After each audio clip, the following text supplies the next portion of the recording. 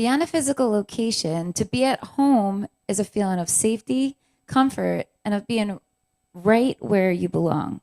Today, we'll be discussing the meaning of finding home within with Nashville singer-songwriter Molly Lovette and Alex Castro of Rochester, New York, featured cause Pathstone Corporation. My name is Amanda Ashley, and this is Afternoon Cocktail, episode 98. Home. Welcome.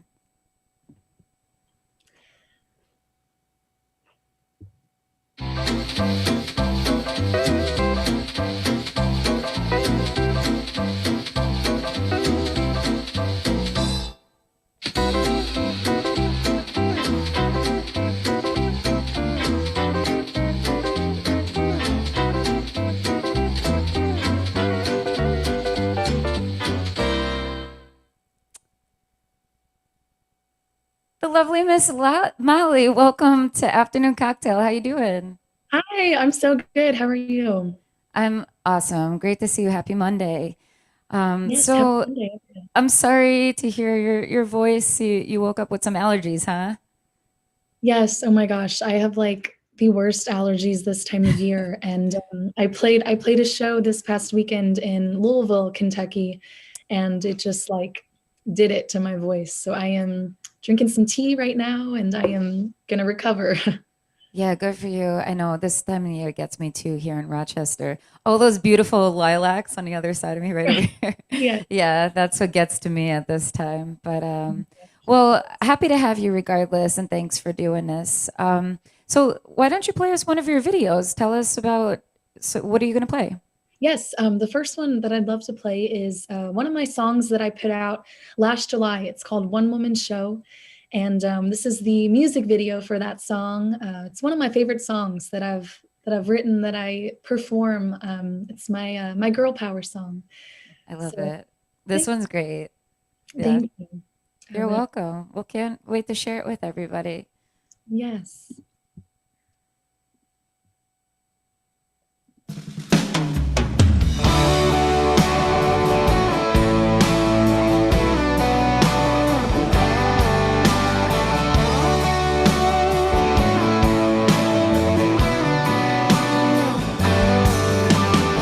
A few broken hearts might get you down. Keep calm, carry on, pick up your crown. No, I ain't saying to get back on that horse. Take some time to find your shine. Raise the curtain, dim the lights. No more crazy days and lonely nights. I'm dressing up, taking the stage. Gonna be the star of this passion play. I'm rocking on my own, ain't picking up my phone. Pretty good at putting on a one-woman show. So get your tickets now before they sell out.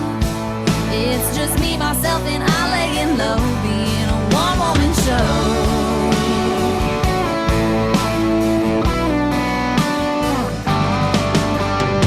If you lose yourself for a little while, don't give up, it's not your style. Life and love can wait, all you need is a break.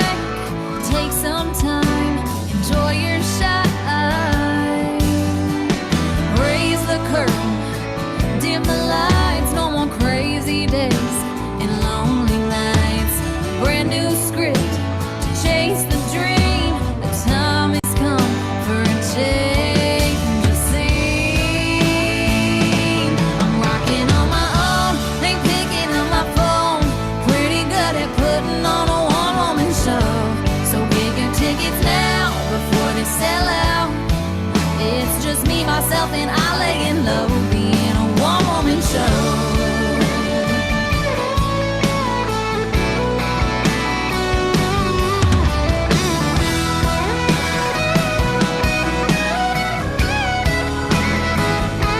I'm rocking on my own, ain't picking up my phone.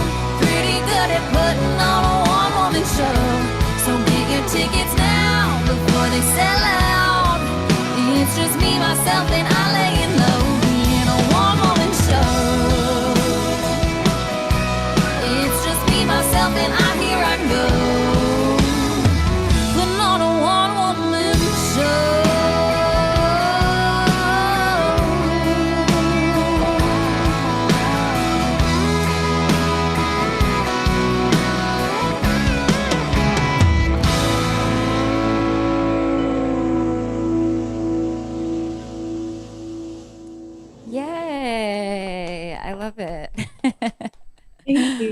That's great. That guitar girl, you told me that you bedazzled that yourself.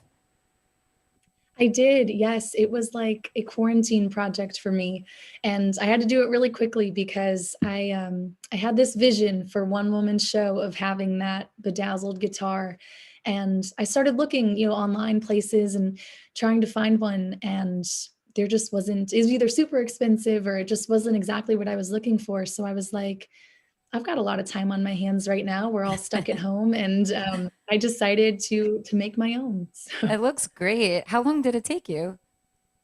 Oh gosh, it took about 2 weeks because I decided I wanted to do this like 2 weeks before the shoot for One Woman Mhm. Show. So that's about all the time I had. But I worked on it like the minute I woke up, I'd eat lunch and work on it. I'd eat dinner and work on it. Like it was all day long for 2 weeks. That's pretty cool. I love it. And it looks awesome. Like when you told me that, I was like, where did you, at first, like that was like one of the first things I noticed, like when I played that video on my own. I'm like, that Yeah. guitar is so badass. I want one. And then like when you said you did that yourself, I'm like, wow, that's cool. Did you have like, were you a little nervous at all that like maybe you'd mess something up or there's Yes. no turning back once you start gluing Oh my shit on God. it. Yes, Yeah. exactly. And like I made sure I used a guitar that I had at home that I don't really use anymore. It was like an older, cheaper guitar. So I was like, I don't feel as bad if I really mess this up. But still it's a guitar. So I was nervous, but yeah, I really wanted it to happen. So I worked hard on it. That's fun. And now the band in that video, is that your bandmates in life? Did you record? Are they the ones on all your present recordings? No, so I actually recorded that song and my most recent singles I've recorded out of Nashville. And so I have studio musicians there that I work with that are awesome. And I mean, I remember like one of the first times I was in the studio, my producer had told me like, your drummer played on Taylor Swift records and Shania Twain and all these things. And I Wow, was just that's like, cool. oh, it was, yes, it's just Yeah. like still mind blowing to me, just how talented people are. But what I loved about the one woman show video is I actually had everyone in that video were family and friends. So even it was actually my sister on the keyboard in the video. That's cool. Yeah, so it was really fun to kind of incorporate all of, my people that are really close to me in my life and support me and everything. Does your sister actually play keyboard or was she just like acting for the She video? She kind of can, honestly. She kind of messes. We have a piano here at our house in St. Louis, and she messes around on the keys a little bit. She's never taken lessons or doesn't really play a ton, but she definitely has some music in her. What about your parents? Did you have a musical upbringing? Totally, yes. My dad actually is the one who taught me how to play the guitar, and Cool. he sings as well, which he is very low key about it all. He does not let a lot of people know how talented he is. But he's very talented. My mom sings a little too. And my whole family just loves music. Like any chance we get to go to a concert or just go to the local bar and listen to a band. My parents actually took me and my sister to my first concert when I was just 5 years old. We went to see Tim McGraw. That's Um, cool. yeah, What a so I've great just like concert. yes. Oh my gosh. Yeah. So I just like, yeah, always been surrounded by music and supported in my music. That's awesome. Now, you said you were born and raised in St. Louis. Yes. So do you bounce back and forth a lot, or are you just predominantly in Nashville now? A little bit of both. So before I moved to Nashville, I've only been here in Nashville for about 7 months now. Okay. But before that, I was going to Nashville a ton. So I'd be playing in St. Louis and then I'd go to Nashville for a week and record and play there and write. So now it's kind of the opposite. I'm definitely in Nashville a lot more, but I do tend to come back to St. Louis like once a month or so to play some shows and make some money so I can go back to Nashville and record and do all of that. Awesome. Now, St. Louis is how far of a drive from Nashville? Like 4 hours? It's about 5 hours. Yeah. 5 hours? Yeah. I met some really amazing people traveling. So like years ago, I want to say this is like 2015, 2014, 15.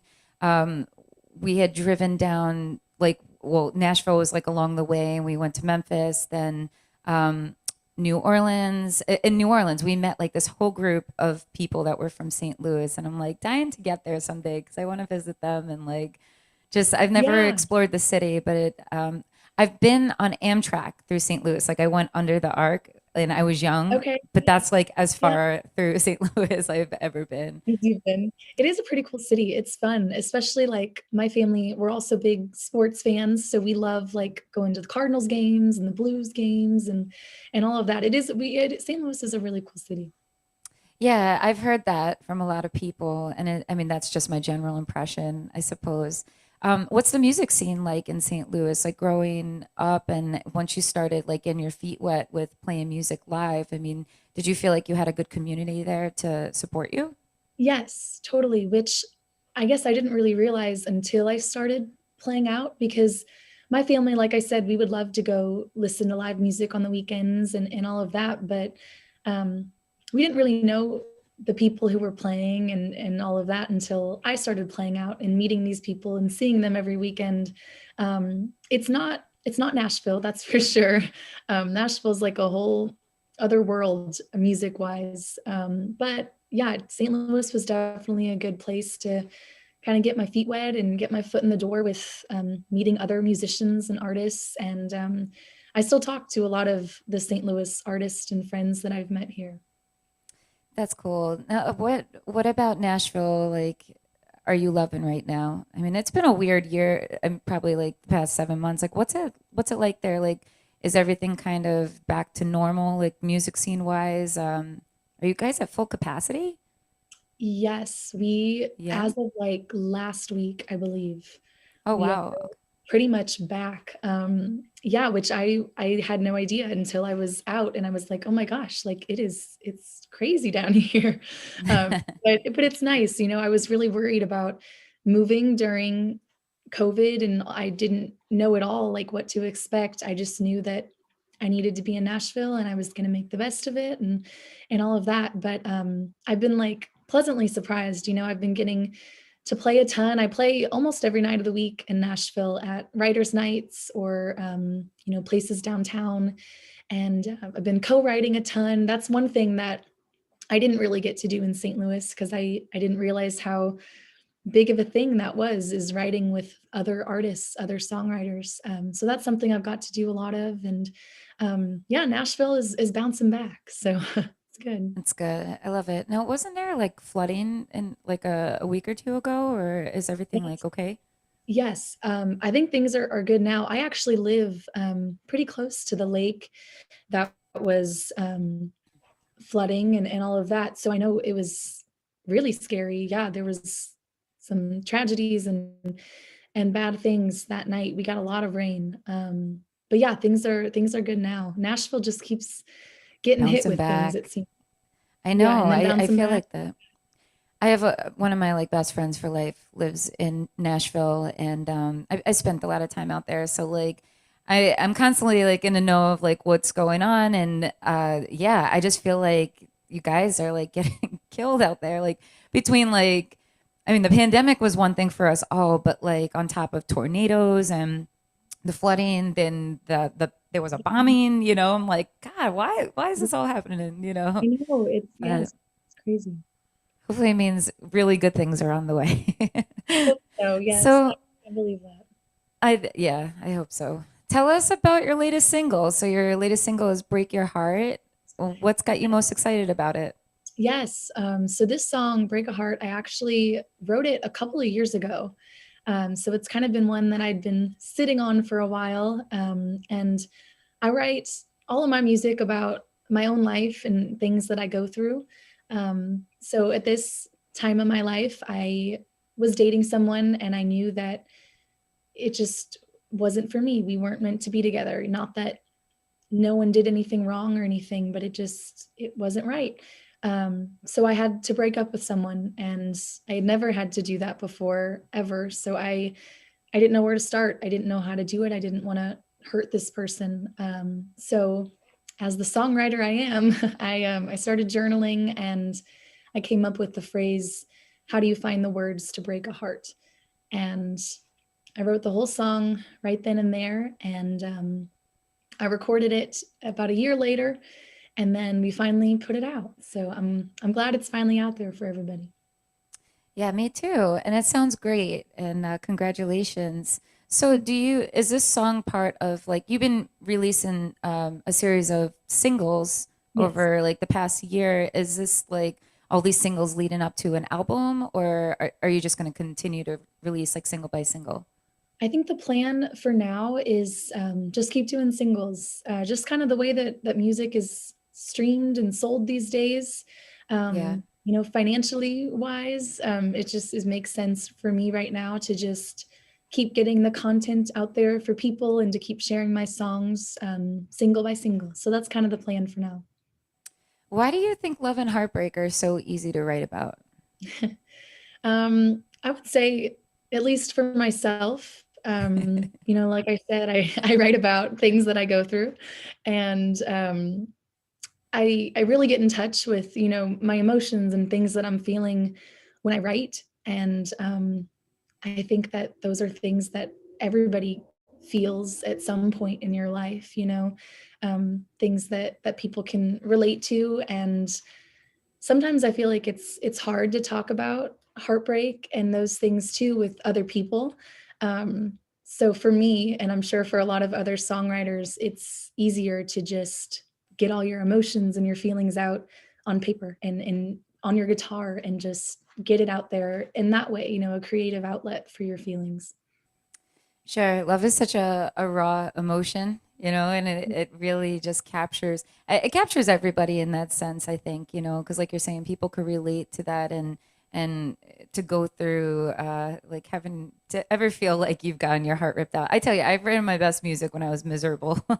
And it's Yes. kind of me like the best music I've ever written has been when Mhm. I was completely depressed, miserable, and like just feeling it all. So yeah, I get you. I got you. What does the word home mean to you? Today, that's today's theme. And because like in relationship to relationships, what does home mean? I would say home to me is peace, comfort, just feeling like totally okay and happy with yourself and with, if it's a relationship with that person you're with, just feeling like total peace. Yeah, I agree. Yeah, absolutely.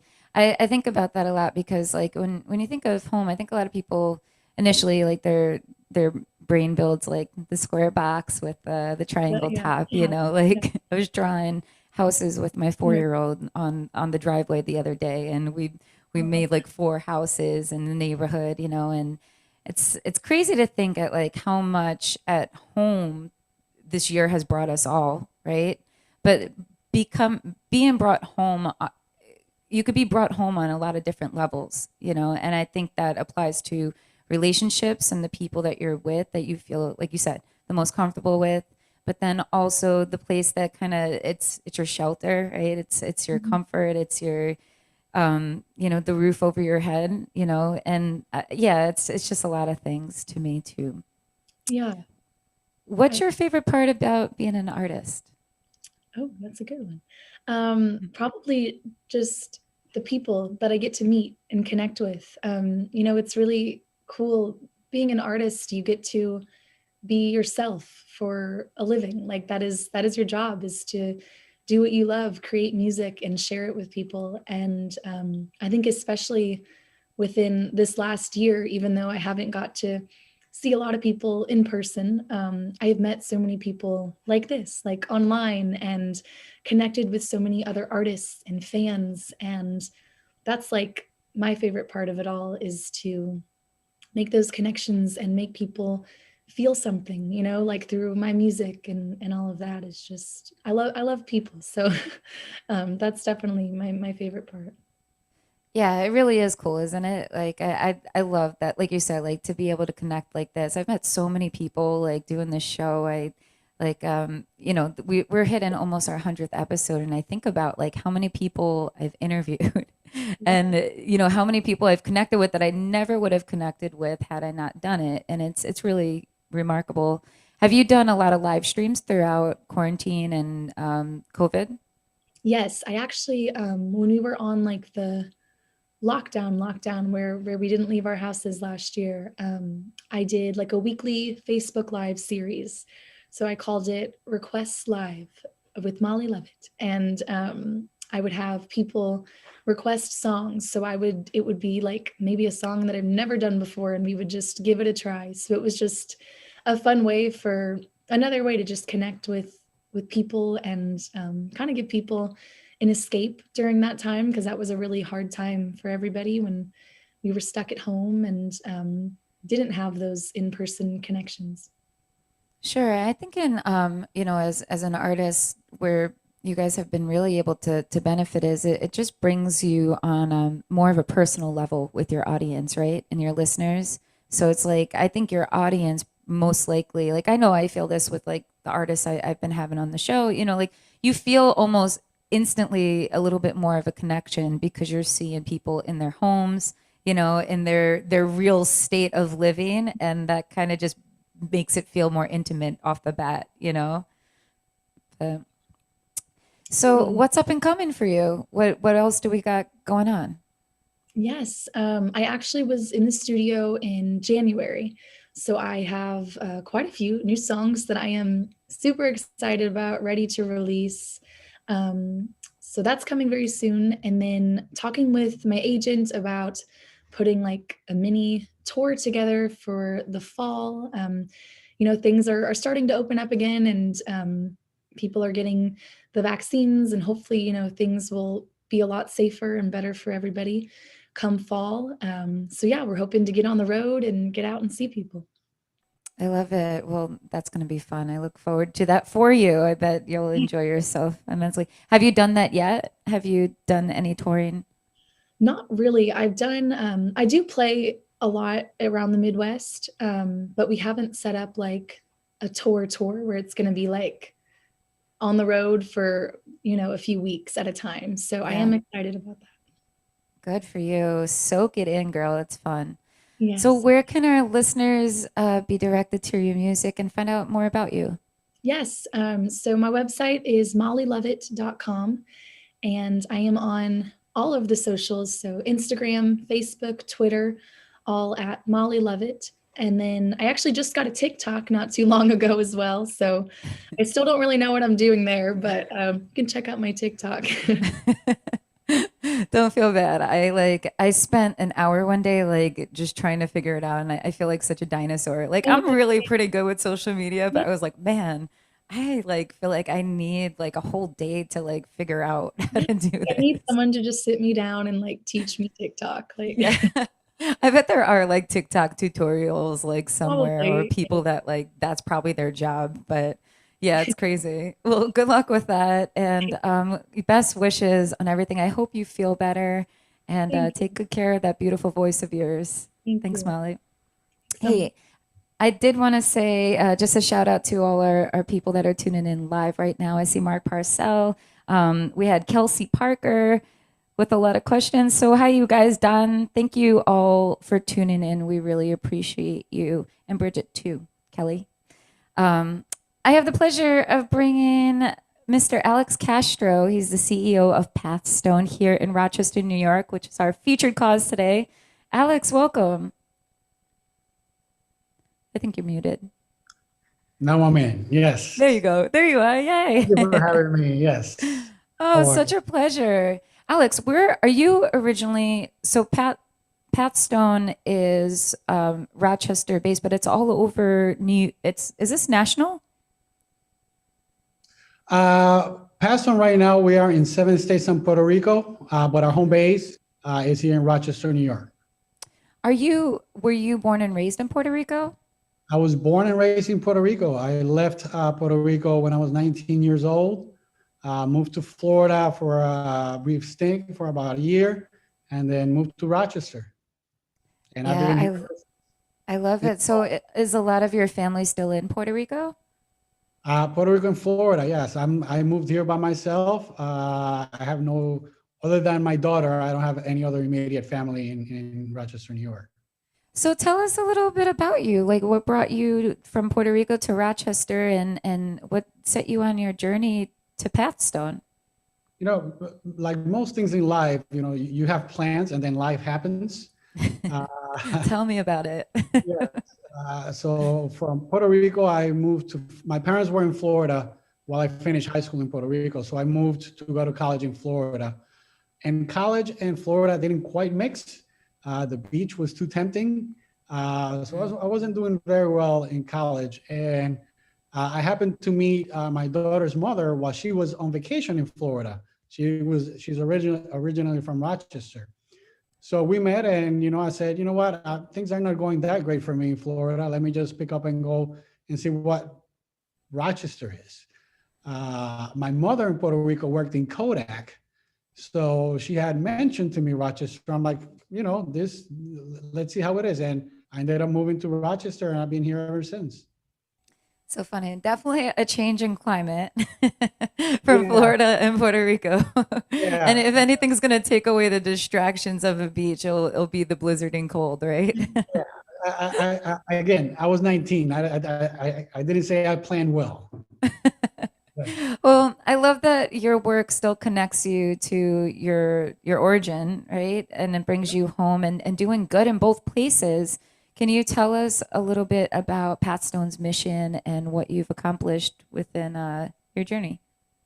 Yeah, well, one of the things I want to say, you know, Pathstone is a 50-year-old organization. It started as a very small organization, ironically helping farm workers that used to come to New York from Puerto Rico to work on the farms. So I've been with Pathstone now 6 years. Pathstone's mission is really to help families and individuals and community become self-sufficient, right? So it's to provide that little bit of extra assistance that people may need to make a large difference in their lives. So, you know, being in 7 states and Puerto Rico, we have 12 different line of businesses. And depending on the state, depends the line of business that we have. But in New York, what we mostly know is for housing. Great. And I mean, what type of services do you offer? Well, you know, it's interesting. Although we're known in Rochester for our affordable housing, developing and managing properties. In Pennsylvania, for example, we have a significantly large Head Start program. We have small business lending here in New York. We have training and employment services in Puerto Rico. So a very diverse organization with ultimate goal is to help those families and individuals in stressed communities to help their families and the communities do better. So when you say like stressed communities, like I know like poverty, like Correct. yeah, your clientele, like people that would you say, I don't know if clientele is really the right word, but people that are dealing with foreclosures and facing poverty, is that your main like demographic that you're catering to? Yes. So one of our main goal is to assist those folks that are either facing poverty or, you know, in foreclosure, anyone who's facing foreclosure for that matter. It doesn't have to be necessarily a person in poverty. So we have an organization called the Housing Council, and that through that organization, through that arm of Pathstone, we offer foreclosure prevention for those folks when they're facing the unfortunate situation of foreclosure for, you know, loss of job, loss of income, all the things that can create an unfortunate, you know, foreclosure. What do you find to be like the most common, like the common cause for people facing foreclosure to be? Yeah, the income variation, loss of employment. We have a lot of folks, you know, when you have a challenging economy where you're depending on 2 or 3 jobs, or you depend on one job on a big factory. I mean, if you know Rochester and the history of Rochester, we have gone through some significant changes with our larger employers. Things like that tend to be the main causes of foreclosure. Unplanned loss of income, someone in the household gets sick and unable to work. So these are outside circumstances that either you and I, at any point in our lives, could face, no matter how well we have planned financially. These are just emergencies that happen to people. So Alex, let's say like I was going into foreclosure and like I'm just desperately looking for help. Like I don't want to lose my house and I hear about Pathstone and I come to you. How would you help me like find light in that situation? Okay.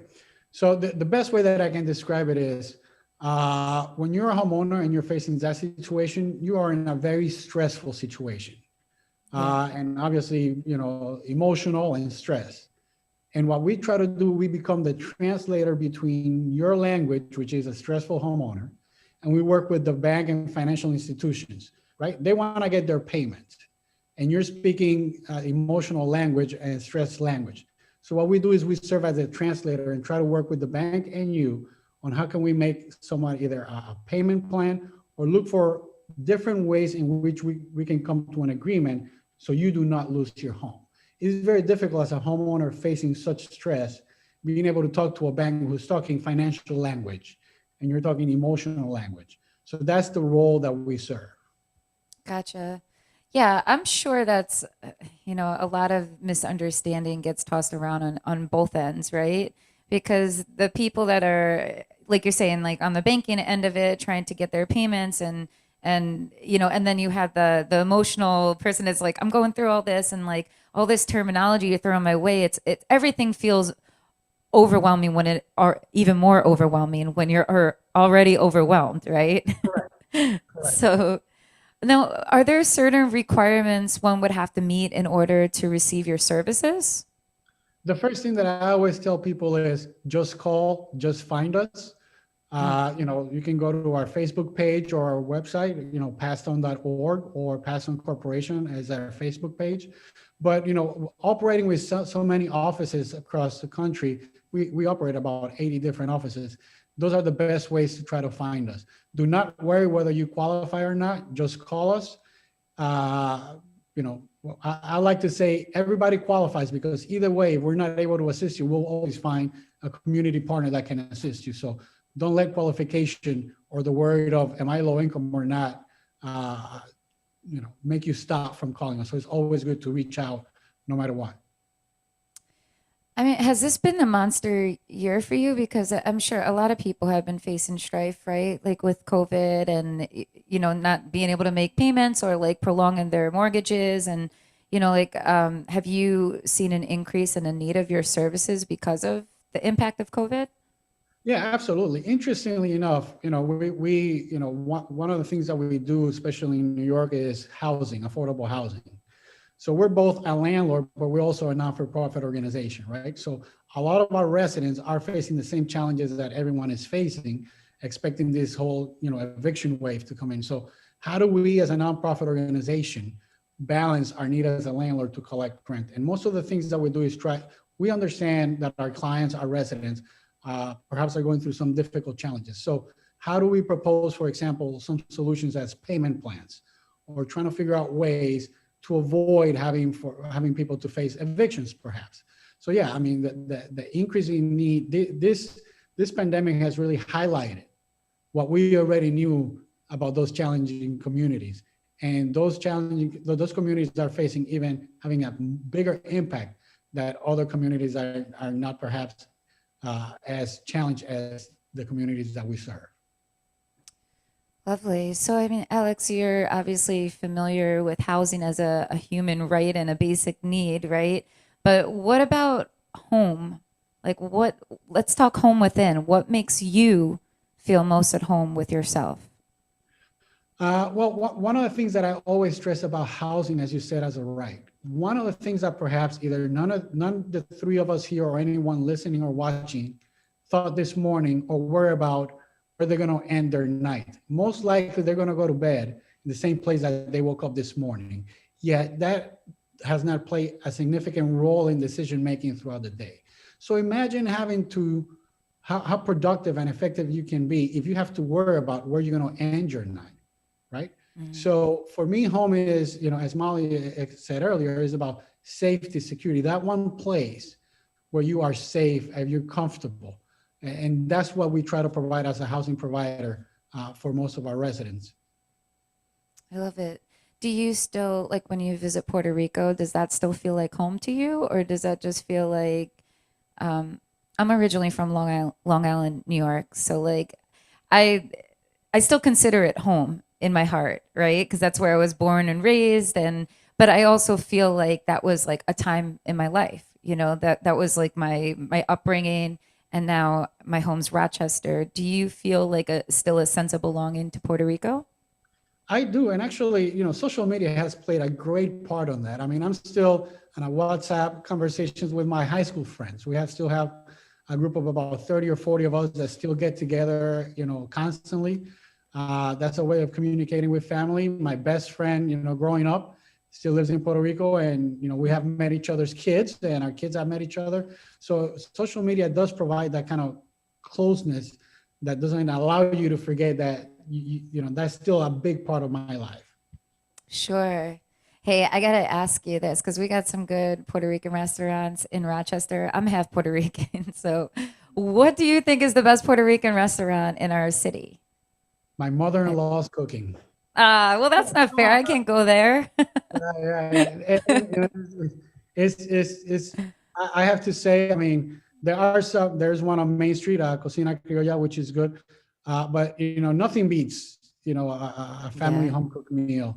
But there's a lot of great Puerto Rican, Dominican restaurants in Rochester that, Di Mangu right on Henrietta is a great Dominican restaurant. Love it. Yeah, So I'll have to check there's that one there's a out. variety.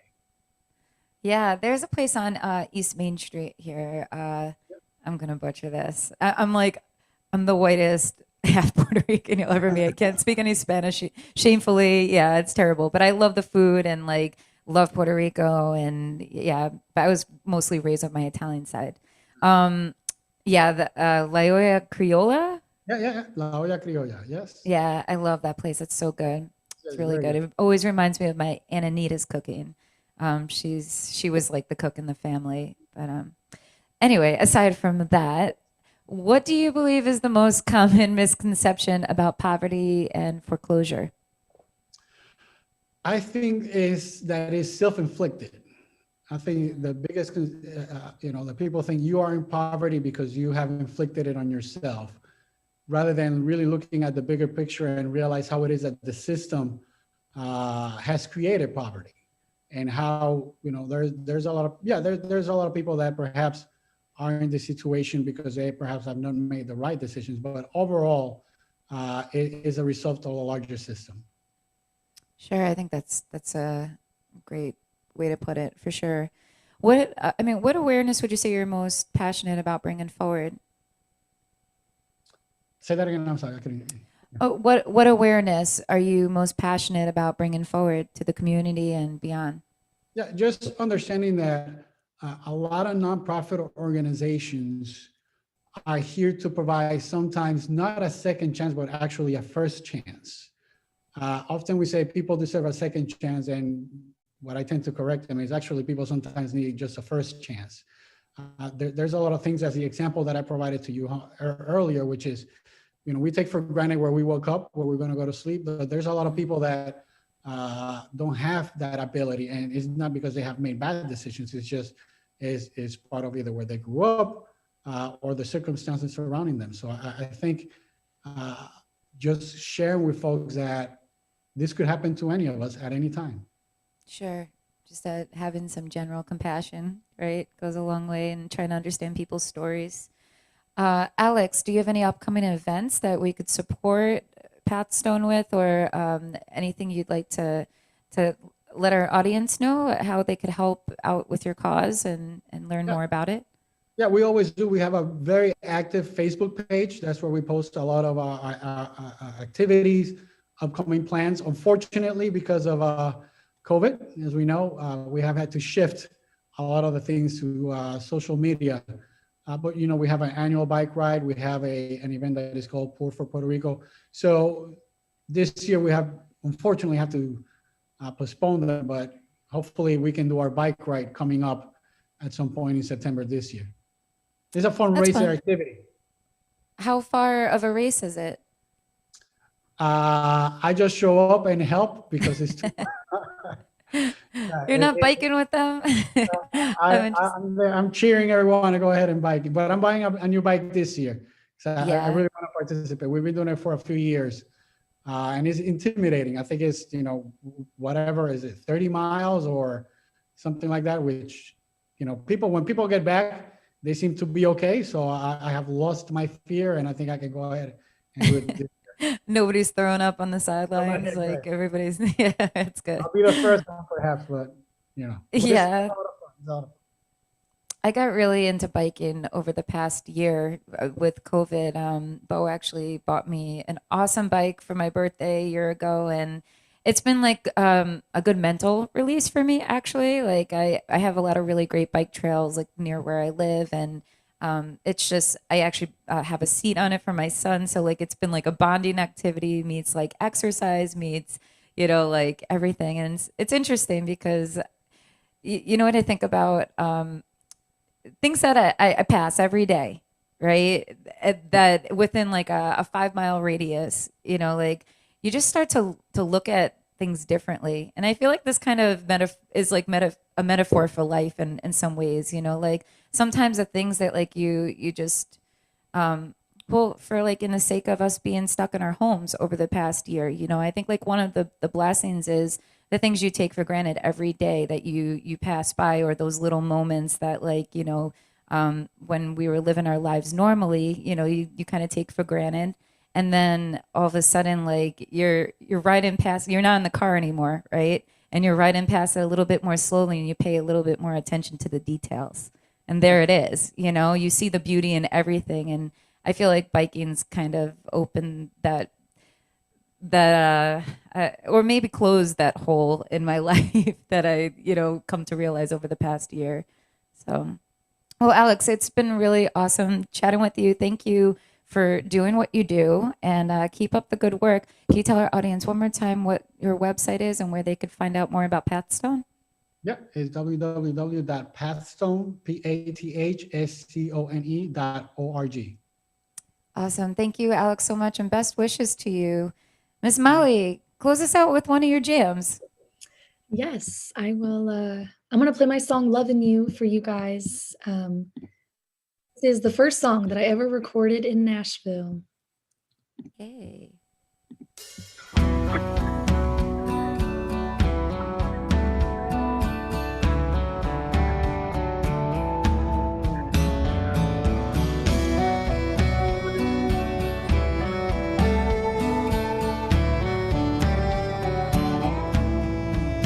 Those dark blue eyes somehow disguise the dirty laundry you got laying in your sheets.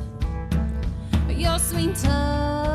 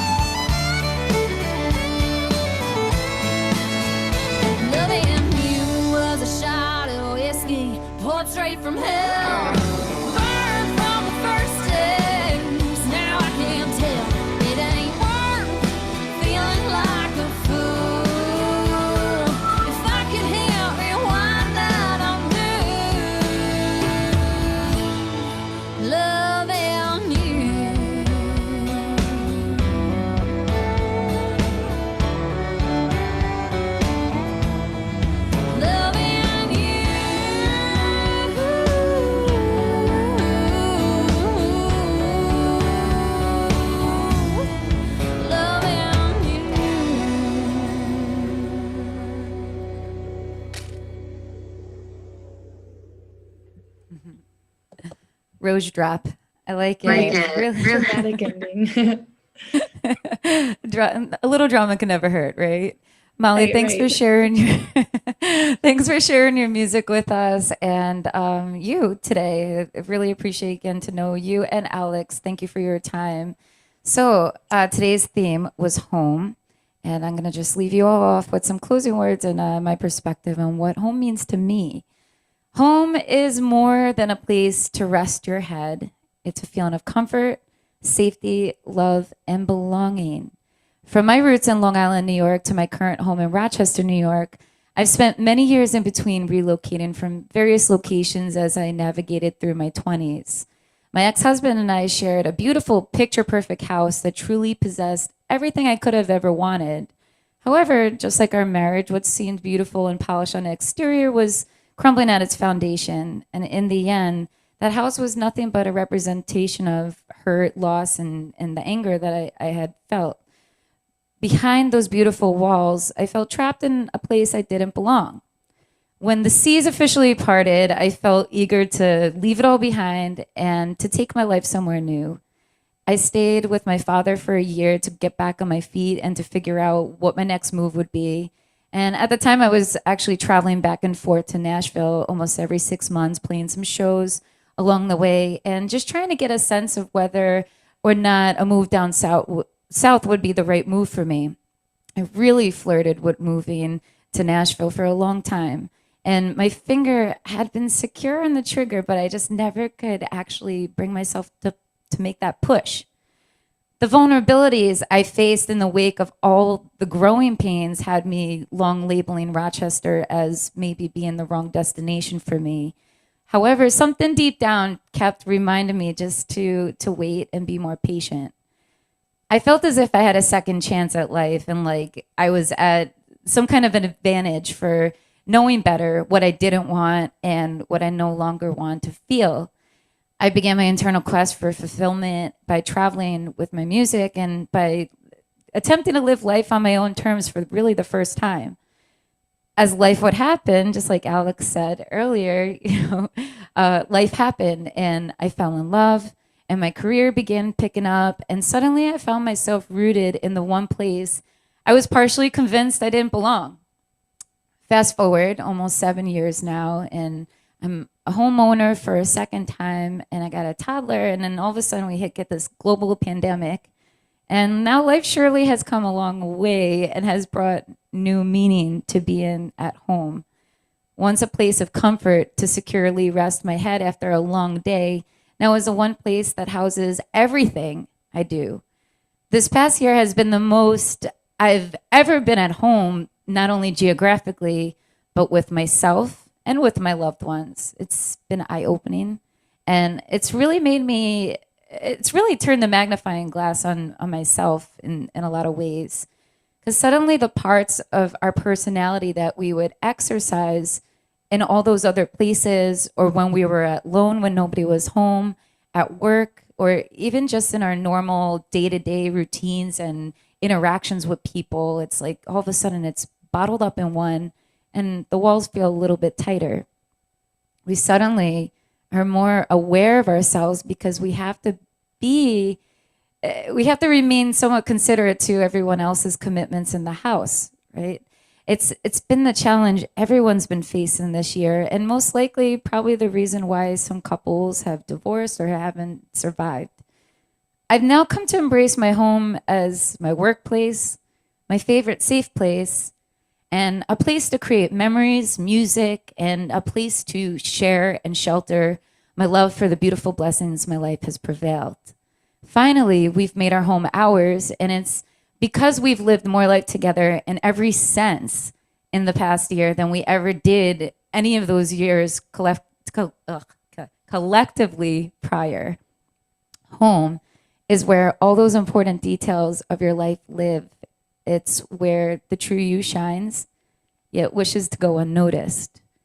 Home to me is where we kick it and keep it real with ourselves, where we strip off the makeup, practice our odd quirks, walk naked, and still get life taken care of. It's where our precious memories are born and thrive. It's beyond a place. It's a feeling. It's looking your loved ones in the eyes, holding them in your arms, and being in their presence. Home is a feeling of belonging. It's those meaningful places, and it's the people we share it with. Home is where we as flowers bloom and grow and plant the seeds of our future. Home is falling asleep in his or her arms at night. Home is loving yourself, forgiving you your best despite all imperfections. So go ahead, make yourself at home. Fall in love with you again and create space for you to soak it all in. Thank you for tuning in. I hope you enjoy this. I hope you have a great start to your week. Thank you again, Alex and Molly. You guys are fantastic. And make sure you like both of their pages. They have pages on Facebook. Molly's on Spotify. Make sure you take a moment to support them beyond this show, watching this show today. And big thank you to Beau Productions, to our show sponsors, Rochester Women Online, Chris Sirianni at itinsightsrock.com, and also to Bridget Hogue at Empire Realty. I will see you back here this Wednesday with a brand new episode. You guys be good to yourselves and make yourselves at home. Mwah. See you next time.